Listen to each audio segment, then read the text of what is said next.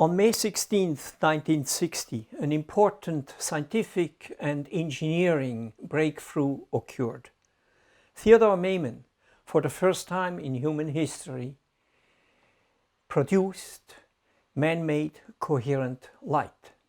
He did so, as Albert Einstein would have said, with a device that is as simple as possible, but no simpler. With his calculations, measurements, his intuition and perseverance, he defied complex cryogenic approaches and invented an elegant and robust device, in fact, a device that still works today.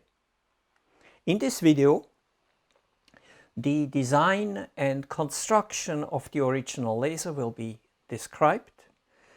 A coherent light pulse will be generated just as Maiman did many years ago, and data on as to why he had coherent light will be shown. Now, in 1916, Albert Einstein and subsequently a number of physicists laid the foundation for laser technology. But in the 50s there was still a great deal of uncertainty, and in fact an intense worldwide competition occurred. Maiman explained it this way. Friends of mine have described it as a technical Olympics because you have senior scientists from all over the world competing to try to make coherent light. And it was obvious that if you could do this, this would be a technological breakthrough. But coherent light had never been made before. A laser had never been made. There were questions on whether you could do it at all. To achieve his goal and generate coherent light, Maiman needed to satisfy the laser condition, which he summarized in his autobiography as 1. Getting an inverted population. That is, this unusual condition in a crystal or any other substance where there are more atoms in an excited state than there are in some lower state. Second, the magnitude of that population inversion must be large enough. Third, the amount of stimulated emission must exceed that of the spontaneous emission. And fourth, the magnitude of the amplification, that is, of the resonance cavity, must be sufficient to overcome losses. Maiman's calculations and measurements revolved around the question as to whether or not the laser condition could be achieved, and ultimately these requirements resulted in this particular design. At the center there is a synthetic pink ruby crystal that allowed him to achieve the desired inverted population once the ruby has been excited. It is excited with a strong helical flash lamp that surrounds it. To further improve the strength of the excitation light pulse directed at the ruby, the flash tube is embedded in a polished aluminum enclosure. The resonance cavity is achieved with a silver optical coating evaporated onto both precisely parallel ends of the ruby crystal. Finally, a tiny hole scratched into the coating at one end allows the laser to escape. In an interview with David Suzuki, Maiman describes his invention. This is the very first laser right here, and the heart of this first laser is this synthetic ruby crystal. The end of the crystal, as you can see, is very flat, and it's been coated to reflect light which goes back and forth within the crystal. This lamp right here is a very powerful photographic quartz strobe lamp which is used to excite the ruby crystal, put the energy into it. And this cylinder here, just the polished aluminum cylinder, is just to contain and get more of the light into the ruby. And so that is the whole laser, and the beam emanates from this end. And the brightness of that light is about 10,000 times stronger than the surface of the sun. In another interview with Fanny Kiefer from Shaw Television, Maiman describes some aspects of his design approach. I calculated what parameters would be the most important to use things that were already around. In other words, if I had to develop a special lamp, that'd be a whole little research project there.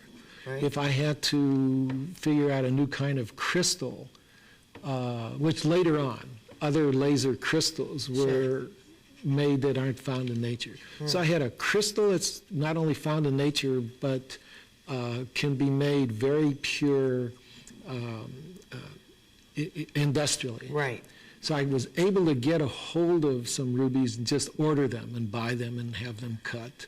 The lamp I could buy, and the rest of it is just simple machining. What can this laser do, this basic laser? If you put a lens in front of it, it's sort of startling if we actually did that and focus the beam onto a razor blade. It'll drill a hole in it.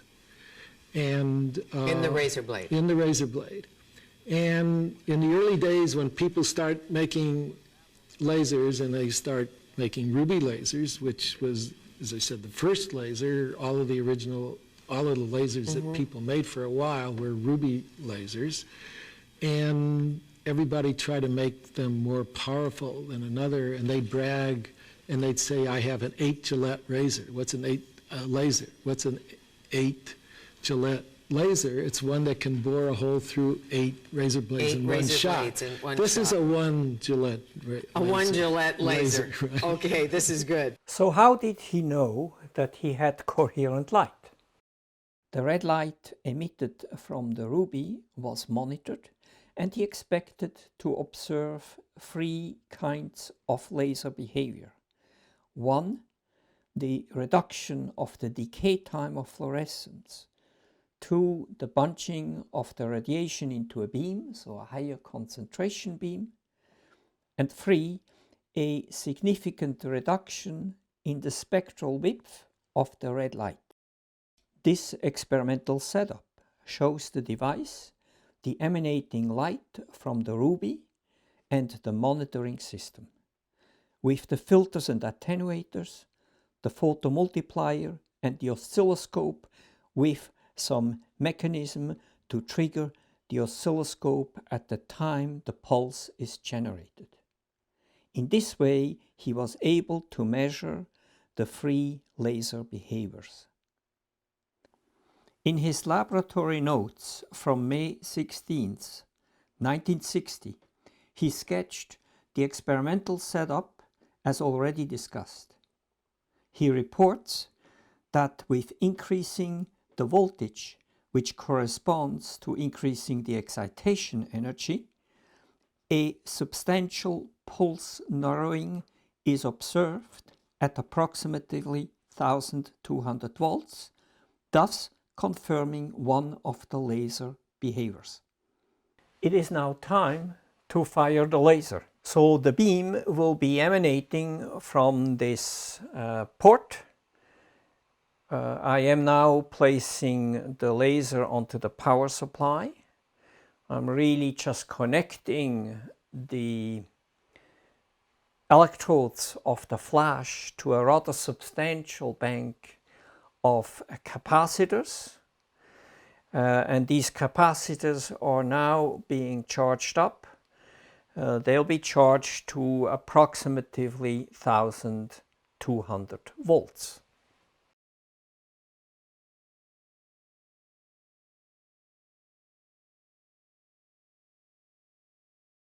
So I'm now ready to fire the laser, and as I fire the laser, I connect the charge of the capacitor to the electrodes of the flash. What you will see is an overpowering white flashlight, and if you look more carefully, you'll see some of the red ruby fluorescence.